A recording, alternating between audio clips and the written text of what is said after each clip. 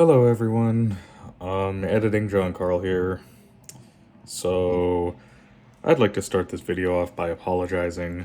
Do not ask me why, but my camera decided to stop recording a half hour into the shooting of the video. So, the last, I want to say like maybe 10-20 minutes or so of this thing are going to be audio only. Again, I apologize for this. Hopefully, you're not bothered by it. Otherwise, enjoy the video. Hi, welcome to Unpolished Gems. I want to keep this show distinct from the others in that it's more loose and less strict in terms of format, so I want to refrain from doing the opening catchphrase thing of "Hello, welcome to Unpolished Gems," where we blah blah blah. But I also kind of need to. You just did that. But I also kind of need to explain what the show actually is, so this is a show where we talk about underrated movies. Anyway, so we watched The Circus from 1928, which is a Charlie Chaplin film, Yes. which is... This was your suggestion, Shane. I guess it's lesser known. I admit I'm not super brushed up on Thank you, Shane. his filmography. It's one I didn't know about. Yeah. It's one I've known for years, but when you look at stuff like Letterboxd's top 250, and a lot of people talk about some of their favorite Chaplins of all time, the most common answers are the likes of Modern Times. The Great Dictator. Yeah, The Great Dictators. The Kid. So it depends on who you ask. The Gold Rush. It should be stated that you guys are much more familiar with older movies than I am. My knowledge is mostly, when it comes to movies, mostly originates from modern stuff to going furthest back in history, like 1970s, 1980s stuff. And like even a good amount of his sound films are pretty well known, especially stuff like what was that one he did with Buster Keaton in the 50s? Oh, I didn't know there was one. It wasn't released in the United States until the 70s, I think. But Well, we trying to should remember. add that to the Unpolished Gems list. Well, I did polish some of his other sound films, like Misty of Voodoo, but that's a different discussion another time. Anyways, yeah, but stuff like this, while still well known, I argue just kind of gets left behind, especially amongst like top films of all time rankings, silent films. You get the idea. Okay. So I don't really watch that many silent films, just kind of in general. We're in So the 2020s, not the 1920s. so I don't really have a point of comparison necessarily, but I do. I'm fairly certain I have seen at least one Chaplin film in like a film appreciation class or something. Yeah, that's when we Yeah. watched The Kid. Yeah, Yeah, but I don't That was when we took Survey of Motion Picture class. but I don't have super strong Who's the memories of them. Which professor? Oh yeah, City What? No, Lights. this was at HCC, not Oh. Sam Houston. I was thinking of Limelight. Oh, and yeah, also, in case you ask, City Lights is my favorite of his. Moving on. Oh, that makes sense. Okay. So yeah, I guess it's interesting that the technically not the first one I've seen, but one of the first ones I've seen is apparently a lesser known one. So, right now I'm going through the IMDb page of the movie that we just saw. That's usually And- my thing. I'll take that. But, interesting fact, the movie we just saw is obviously not the original. This is actually the 1969 reissue, where at the time, the 80-year-old Sir Charlie Chaplin sang the title song.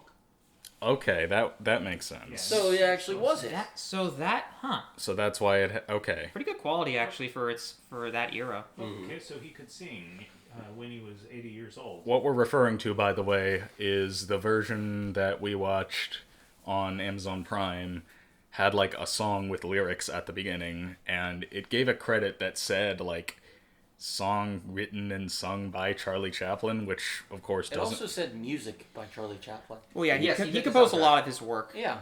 But specifically regarding the original song, that kind of doesn't really make sense because it's not like he would have shown up to every showing of this back in the day to actually sing the song. Yes.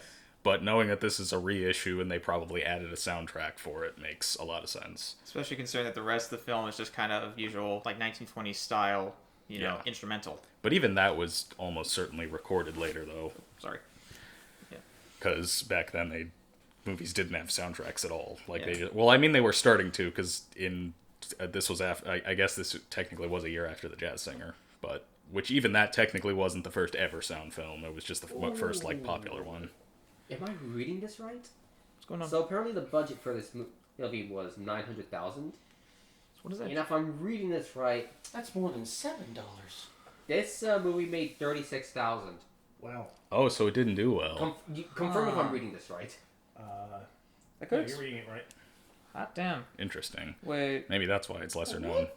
This. I saw something that says like $3.8 million in worldwide rentals, which is how they did. Which is how they did it at the time. Okay. Okay.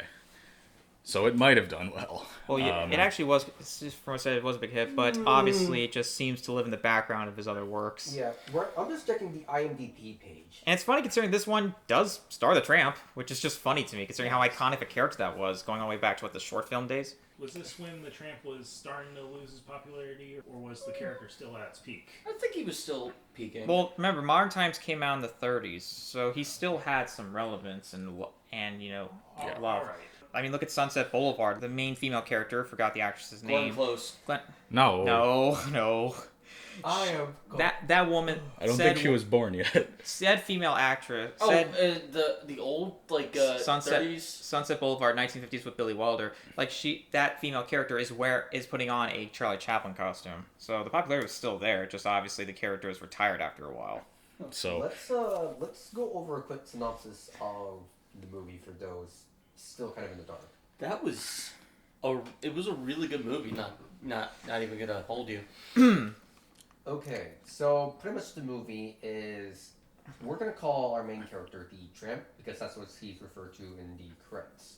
So the Tramp is in the middle of an escapade trying to get away from the police when he runs into the circus during said chase and is able to make the unfunny circus for one of the shows. And you mean make the unfunny circus funny? listen, Yeah, that's why he's would you saying- like to be the one to get the synopsis? Sorry, I just didn't. I just wanted to make sure the audience knew uncircus what you were trying to say. circus. Okay. I thought we were all pitching in. Okay, long story short, funny guy at the movie tries to get away from activates. Run into a circus that's doing really poorly. Does extremely well on the show unintentionally, gets hired by the circus, and the movie proceeds from there. Where a bunch of escapades happen and whatnot. But A also, story of love and comedy in a sense. yeah, like it follows a lot of the same trademarks where like the Tramp is down No. escapades. Anyways, Escapades. yeah. Oh. Anyways. So yeah, like more or less, kind of follows a lot of situations. The Tramp is extremely down on his luck. Through happenstance, he ends up kind of interfering with a circus, and he ends up becoming a huge hit, all by accident. Like he isn't even trying to be funny; it's all just happenstance. And then he ends up getting hired, and then developing a romance with daughter of the head of The ringmaster's the daughter. ringmaster, who is of course a greedy scumbag. What a shock! Her name is Myrna. Merna. Let me check something. I mean, I'm a huge Chaplin fan, professionally, not personally. That's a discussion for another time. Right. But one thing is for sure, this still embodies a lot of that same spirit that basically embodied all of his other comedic works before and even after. Again, like it has a lot of that fast-paced energy, especially because of how they filmed at the time compared to today. It's why it's a lot faster compared to if it were to be filmed at standard frame rates nowadays. But also just has lots of energy, lots of flexible movements, and tons of different varieties to the comedy. Sometimes there are such very huge instances of big slapstick moments. Other times there actually be some small, subtle jabs. Like, for example, for some reason, like, one moment, like, I see him, like, throwing, like, I don't know, it was like a hat or something off no, not a hat, like a shirt off camera, and it just made me chuckle, even though I don't think it was supposed to be a joke. Just the specific timing, and especially its expression, just did it for me. So, going back to one of the characters in the movie, Trent mentioned a person named Myrna. Yes, that is obviously the actress's name, but that is not the character's name. What? Yes, it is. What are you talking about? It's the character's name. No, What are you talking Myrna is the actress's real name. They used Okay, her well, real name in that. It was also also the name So of the it's- character. So it's both. It's It both. was both. Yeah. Yeah, it's Myrna Kennedy. yeah. It's more common than you think for I mean, throughout the entire actors to movie, we play were characters with the same name. we were referring to him as Charlie Chaplin because that was his real name, and we thought, and the characters in that movie weren't given. actual Well, no, characters. they called her Myrna a couple times in the film. movie. Yeah. Yeah, through with those title cards. I'm not denying that her real name is Myrna. I'm saying the But character's okay, name is well, also Both Myrna. is Obviously, both is true. Both. Yeah. Both is true, both is true. They probably liked her name, so they used it for the character. With that being said, it is sad because unfortunately, reading more about Miss Kennedy, she passed away really young at 36, Oh, jeez. 1944, which that's a real tragedy.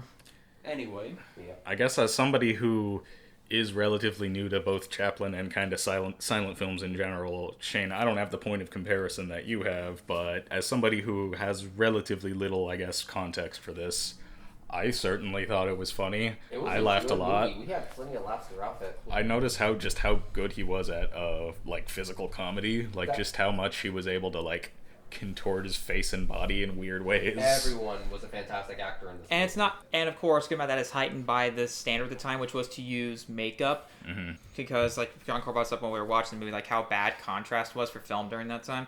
But even so, yeah, there is an extensive amount of variety to humor, and it does, of course, have a lot of the trademarks, such as, of course, running and chase sequences, and, of course, tons of pratfalls, but there's still an extensive amount of variety, and, of course, lots of fast, snappy energy and timing to it that helps keep the proceedings fresh and lively. I think one of my favorite jokes was whenever they were trying to evade the cops at the beginning. He disguised himself as one of the, Animatronics? yes, animatronics. Oh, yeah. That's brilliant. That's the thing about reviewing comedies for me, is that it's hard because if I like it, my thoughts are basically, it's funny. If I don't like it, my thoughts are basically, it's not funny. Like, comedy is just so ridiculously subjective, and like a lot of the Yes. time you can't really explain why something does or doesn't make you laugh. If I can say anything, it's like I said, the physical comedy is great, like really from everybody, but I think that in particular, like, Chaplin really embodies that tramp character so much. Yes. Yes. He kinda, Like, being clumsy on purpose is harder than you might think. Yeah, Comedy, I've tried it many times. comedy is a paradox. There's a It's- science to it, but it's really hard to explain it. the best way to describe it is he's basically pulling off laughs on purpose when I would by accident, because I am somebody who is actually pretty awkward, and sometimes it could be rather a sense of either secondhand embarrassment or unintentional laughter in of itself. But yet here he is doing this deliberately, and yet it feels so natural and authentic. But also, I think another reason could also be because like there's such a sense of likability and tragedy to the character. A lot of good comedy comes from pain and misery, and Yes. with him being, this impoverished man, there's a lot of indeed a good amount of tragedy to reel lots of comedy from, And especially which was what set up the opening chase sequence. And there was a lot of tragedy within Charlie Chaplin himself. Like, It was a Like- interesting figure. absolutely. You guys know more about the subject than I do. Do you guys want to go Absolutely. into? Do you feel it's appropriate to go into this subject? Or I'm not going I into mean, it's- that subject. Certain areas, but certain Into areas the are off certain limits. Okay. Into those subjects. I mean, y'all can and talk about- saying his his early personal The reason life. Y'all can talk about his personal life if you want. It's just like try to keep it relatively on The reason topic. I bring it up is because I know nothing about this person. I've heard the name before, but his history, I know nothing. I know him, like, obviously I know him because I'm a film nerd, and I know him by historical significance and people talking about him, and I've, of course, recognized the Tramp character, but like I said, I hadn't really watched, except other than maybe one or two of his up until this Honestly, point. I don't think we need to go Okay, if you don't need to get into this, Also- we're not going to have to get into it. In fact, there's a lot of other trademarks that carry over, like from his other films at the time. Like the working class underdog. I've seen like little, if any, of his short films, but I know that like it started all the way back with this early as The Kid. The Kid was his first feature length, by the way. Yeah, They can't Yeah, be that was the popping up introduction in of the summer. tramp. yeah, working class hardships were basically a huge theme of his most iconic work, and especially in the 20s and 30s. And this more or less carries over here, and of course the romance aspect too. The 1920s, by the way, which we probably need to start specifying now that it's the 20s 1928. again. The Great Depression did not start until the year afterwards. Yeah.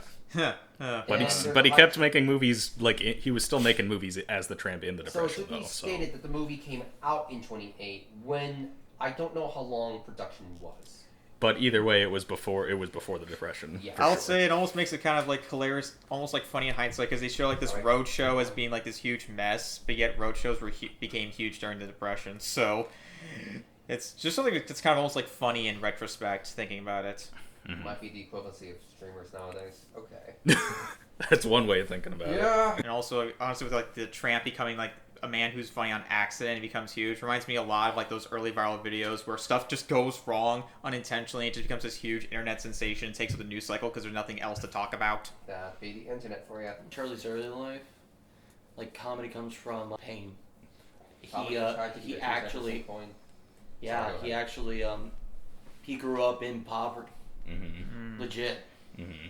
That's not surprising. probably inspired some of the Tramp stories. I think that there's an unfortunate, I guess, narrative you could say that Realism. like either comedy or really any talent or artistic talent of any kind literally has to come from pain and suffering. It doesn't have to, but it certainly can. And, Yes. and it seems just a lot of like some of the most iconic and influential really is indeed reliant, unfortunately falls back on some sort of like internalized pain or even like external or internal damage, and sometimes it's more noticeable in some works compared to others, and I guess this would be an instance of sort of he keeps the comedic antics like heavily in focus, but just like with his other films, he is willing to let there be some moments of introspection and reflection of the true tragedy and drama lying underneath all of the chaos. This sounds like an interesting conversation that could be had about not just comedy and tragedy, but would not be the place for that. As it wouldn't be relevant to the movie. Well, no, I think it's relevant. I mean, yeah. 100%. I'm Like, saying he was talking I'm saying just- there's an interesting conversation, and if I wanted to delve into that, it would be off camera. That's what I'm saying. I guess. I mean, but Yeah. Shane just now was applying it But to yeah, he is applying this movie the movie. Yeah. I'm saying that that logic can apply to be more. That logic can apply to be more than just comedy. I mean, yeah, and yeah. And speaking of the movie itself, one thing I don't think y'all really talk too much about, but I kind of brought up a bit, the music. The soundtrack is fantastic. Yeah, it's absolutely fantastic. Fantastic. That's the word. Yeah, I mean, I think Fantastic. I thought it was solid. I'll admit I didn't pay super close attention to it aside from that song at the beginning, but I mean, it did its job. So I'm kind of an interesting case with regarding like film music. A lot of times it really stand out to me, and I don't know if it's just a personal thing with myself, but a lot of these like silent film comedies, like a lot of their instrumentation and tones almost kind of blend into each other, and not just with Chaplin's work. Sometimes I've even noticed this with some of Buster Keaton's shorts.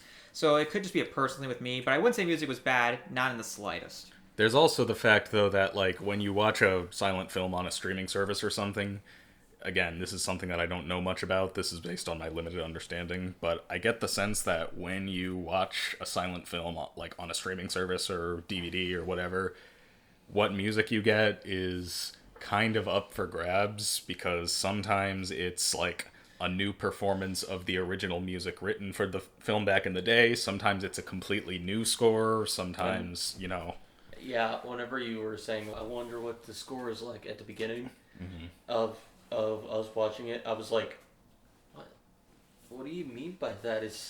Are you expecting it to be metal? It's like, we're at the circus! Well, I mean, like, there are, you joke, but like, I don't know about metal specifically, but like, there are people who make like modern style scores for old, like I heard about there was a screening of the original version of Nosferatu, I think in Houston somewhere, where that was like an electronica, like, 80s synthwave.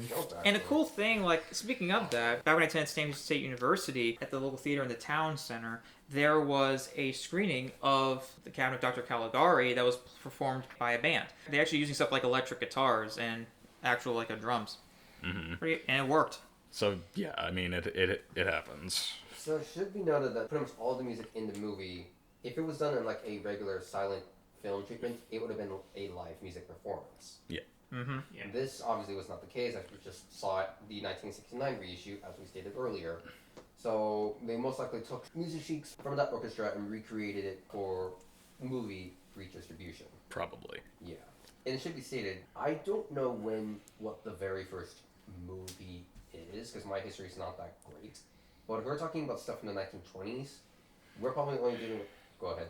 George Méliès, A Trip to the Moon. That was not the first movie No. ever. Was it? It was No. it was a very, very early one, but the first ever discovered motion picture dates back to like the 1880s or something like that, and it's literally like Lumiere Brothers, right? no, there was one discovered before even that. Wow. But The Black Man on the Horse. no, it's just like a very, very quick shot of a guy standing in his yard or something, and it was invented by like a British guy who had the idea for motion pictures The before. point being that I'm trying to get at is that early movie technology back then, it was, I don't want to say primitive. It was I pretty would say primitive. so. Okay, Yeah, it was but primitive. you had to be It was- strategic. new tech design, so very experimental. Yeah. So a lot of these older films from that era were going to be black and white, no color, no sound. And color and sound wasn't really going to happen until The Wizard of Oz.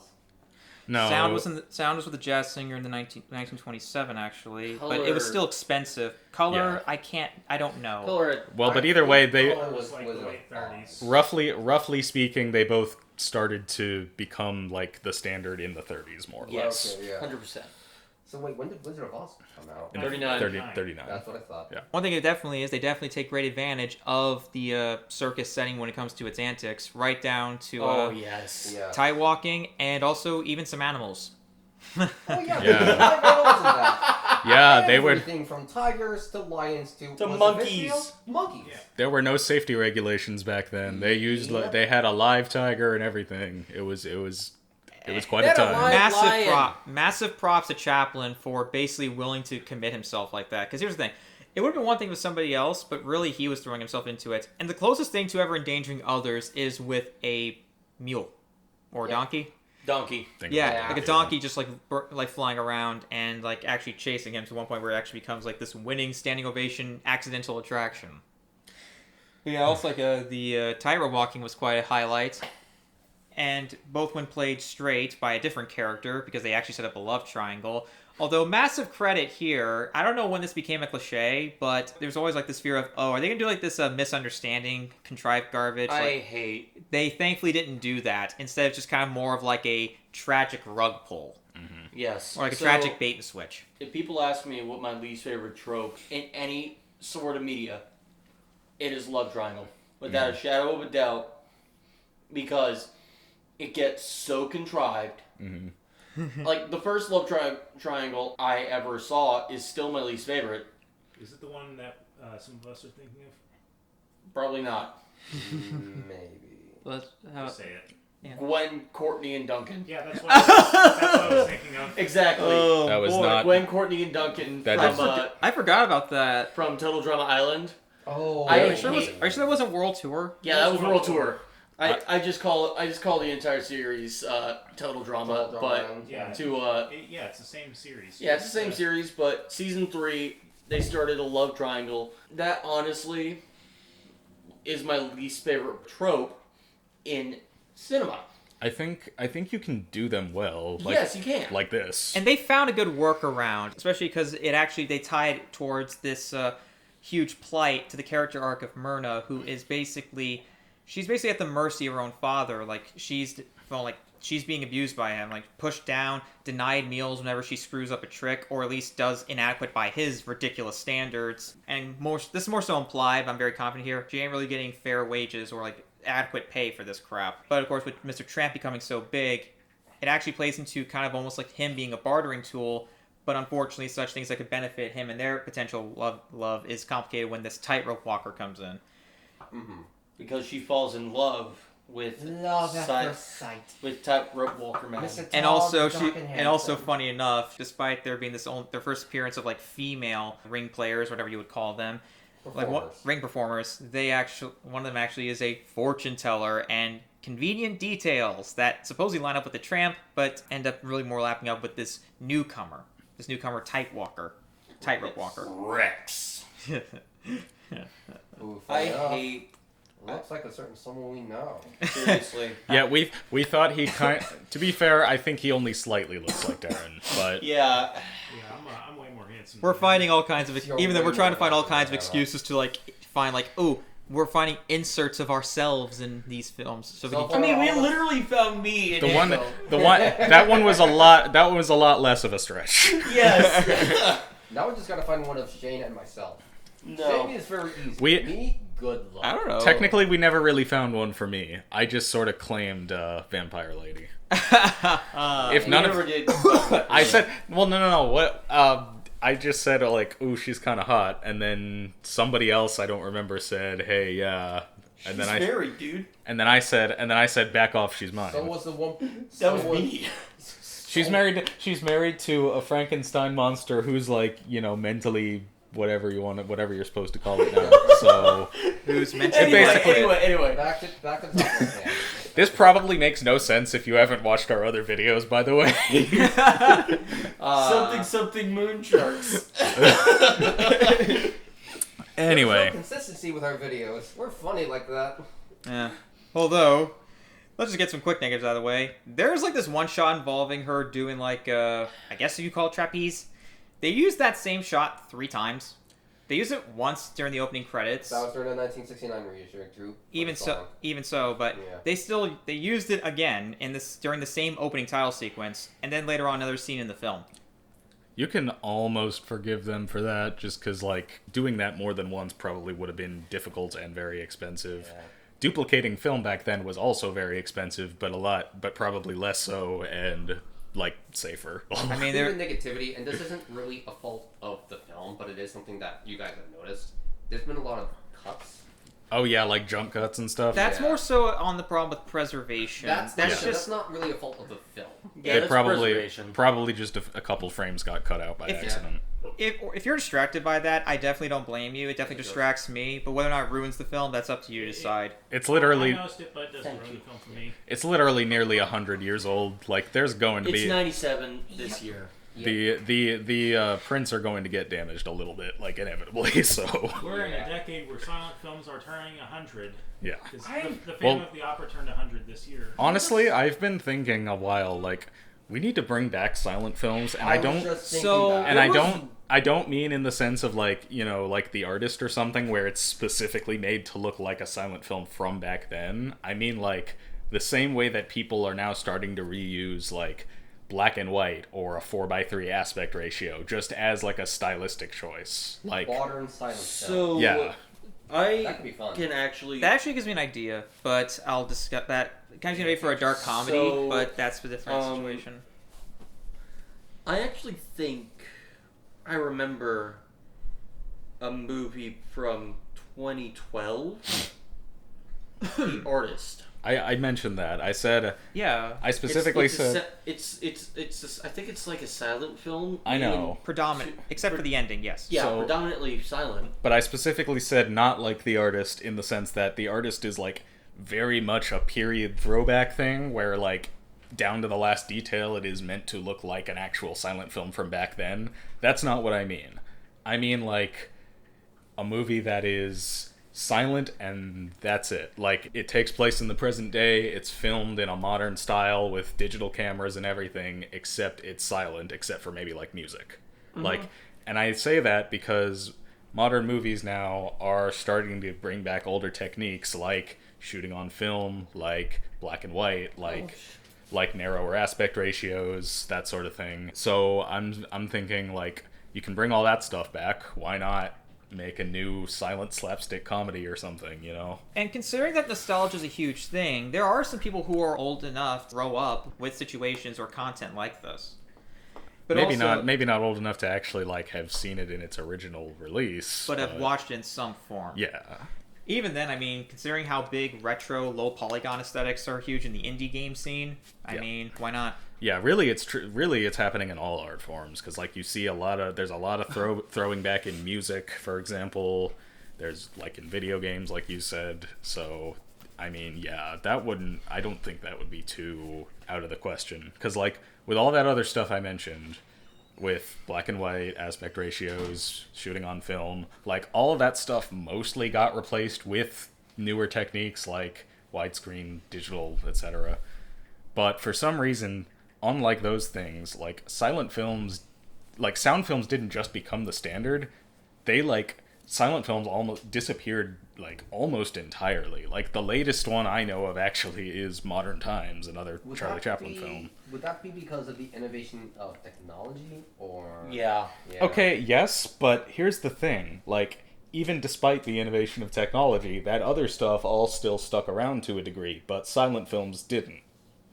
Like, people use those techniques, like those other techniques, like shooting in black and white, like, even though they're quote-unquote outdated, they use them as a stylistic choice, like either to throw back or to just because they think it works for that particular story. And in fact, a notable black and white film that doesn't quite fall into the classical period appearance, Roma from Alfonso Cuarón. Yeah. Yes. Yeah, that's exactly what I was thinking. Or like Nebraska or Francis Ha or a couple others I'm probably forgetting. Oh, Last Picture Show, that's one. So yeah, slight tangent, but I just thought I'd bring it up because it's a thought I've had. Oh, it's totally understandable. And also, one thing you can especially get away with in silent films, it's very hard to get away with in sound films, including comedies, is being highly animated and expressive. Yes. Mm-hmm. Yeah. Because a lot of times if you do it in sound films, people would accuse that of being mugging, and there are good instances of that. But it's very hard to pull off that kind of thing. Well, and the art of silent film acting is different from the art of sound film acting. Just as Expressiveness is key when it comes to silent films. I'm sorry, I didn't mean to. no, I was gonna say No. I was just gonna say it's the same way that film acting is different from stage acting because Yeah. they serve different purposes. Like with sound films, it's like you said, Shane. If you go over the top like this, like it comes across as overacting on film, whereas in a silent film you don't have sound to convey emotions with, so you got to use nothing but your body and your face. Same way with like theater acting, where you're physically further away from the people watching, so you have to project so that everybody all as far back as the back row can tell what's going on. Although I have to say, it is pretty funny, like when you're watching these silent films, trying to figure out if you're trying to do some lip movement reading. And I swear, I thought I heard like, one of the ring workers. One of the circus performers, or Yeah, or like maybe like one of the like background guys, like one of the. one of the housemen. Yeah, like said, like I swear, I thought I heard him like mouth the word "damn," which is just funny considering this was during the code. Hays No, code. this was before the code. Oh, Yeah, it was called. Yeah, Never it mind. wasn't. Yeah, it was rated all. It was, I mean, that's a hilarious rating, by the I custom know. rating they made up for this. yeah, Amazon has its own rating system. There's like all for all ages, and there's like 10 plus and 12 plus and 14 plus. And TVMA. So, well, that's different. That's the TV rating system, which is its own thing. Yeah, I'm not gonna get into that. Yeah, that's a whole other. I could probably info dump y'all's ears off about that. Not yet. Yeah, Another time. I need to watch more pre-code movies because I love seeing the stuff that they could get away with back then. And I still Exactly. throw my head around the fact that they actually. Also, I kind of wondered if that lion that Chaplin interacted with was the MGM lion. Yeah, There's just always something funny to think about. Maybe we could always research Okay. it. I doubt it, though. I mean, the fact that he nearly could have got himself killed doing that, like, he's interacting not only with a lion, but a tiger. Although, probably the more least dangerous, I guess you would say, by comparison, but still sort of dangerous, is when interacting with lots of monkeys. Oh yeah, especially on the tightrope. Thankfully, they didn't do any sort of POV shots to make me want to puke or suffer disorientation. Yeah, that'd probably be too hard. When it comes to shot composition, they usually keep it, like, pretty forward-facing and static. They rarely, if ever, move the camera that much. Which was standard for the time and works fine enough. And honestly, in a way, it almost feels like watching a stage play, watching like on a fixed set or location. and it But- works. It works for this because And really in a positive sense, on like Yeah. a multicam sitcom. Moving on. the gags really speak for themselves. I don't think they needed elaborate camera work. And again, there's just a lot of incredible timing and energy from this guy, moving incredibly fast. And while some of it is definitely speed ramped, it's still That works in its favor, I think. Yeah, Yeah. especially because it operates almost on cartoon logic, especially one involving a horse pill. If you know, you know. If you know, you know. Well, and also, one thing I'm impressed, even jokes that would in other instances, especially Modern Family Guy, drag on for too long, are actually work very well, and I do think the fast pace definitely has something to do with that, and the speed ramping nature of the film. Something I realized, this has a oddly specific thing in common with the last Unpolished Gems, Thunderbolt and Lightfoot, in that they have surprisingly bittersweet endings. I don't want to spoil anything, so I won't go any further than that, but I just thought I would note that's a weird thing that they both have in common. So, Well, I mean, their bittersweet endings sort of have different. They're bittersweet in different ways. yeah. And well, it's kind of refreshing for me, especially looking at more upbeat and more like happy endings in the case of The Great Dictator and City Lights. well, and also, like, Thunderbolt and Lightfoot's ending was significantly more, I would say, bitter than this Yeah, one a was, lot but darker too. I agree. Not gonna spoil either of them, but Watch the movies yourself. yeah. It's all, I mean, like, there's also the fact that Thunderbolt and Lightfoot's less of an overt screwball comedy than this totally. is, so. But it's still very funny. You I'm could all. really enjoying the choices for Unpolished Gems. I just need more Chaplin off my list. I've been holding back for too long. which means I gotta get to some of his work that released during his exodus from the U.S. We'll discuss that another time. Yeah. I know of it though. I at least want to watch The Great Dictator once in my life. I'm just wondering though, like, that mirror maze shot. Like, here's the thing. Was there anything that preceded it in this film, or is this one of the first showcases of doing that kind of thing for comedy? I'm not. I have no just clue. comedy, but you two mentioned earlier that working in mirror mazes are a nightmare. I also like you gotta wonder how they would have hidden the camera back then. Because, like, nowadays, you could probably use CGI, but obviously that wasn't an Heck, you could option. even, I don't know, maybe be very clever with mirror placements. I mean, I don't know how you would do it now. Maybe you could do, like, a one-way mirror situation if they didn't do that back then. Yeah. But I have to say, it's pretty impressive how they managed to keep it going. Also, the best part, because it actually is an extended sequence, but it's thankfully intercut so it doesn't drag on for too long, like in Modern Family Guy. God, that's too easy of a jab to make. But you get the idea. They keep a lot of proceedings fun and fresh. Also, that fun house kind of looks like a fun lawsuit waiting to happen, to be honest. Yeah, I mean, nah. I bet I could solve the mirror maze. No, you can't. I've Well, you- solved mirror mazes. Yeah, you wouldn't be like... I could never solve a mirror maze. Well, you made it out eventually, didn't you? I'm not claustrophobic, but it would probably make me paranoid. Yes, same here. I barely made it out of the haunted house. Also, I do think there was an instance where, like, Chaplin's being chased by the mule into the circus and he falls to the crowd. Part of me thinks they used that shot twice. I could be wrong, though, but I wouldn't be surprised, especially considering how dangerous that... I mean, that animal's huge. If you got stepped on it, you might as well just say goodbye. Yeah, and So I wouldn't be there's surprised. A part where we see the mule kicking with his hind legs. I will say in defense of the mule, it didn't really get aggressive until Chaplin slapped it in the ass. that was That's just fun. when it was kicking its hind Yeah, legs. but he was like on a huge dopamine high after hearing the news that set up that served the love triangle bait and switch, Yeah. and it was pretty funny. It was really funny. This movie was...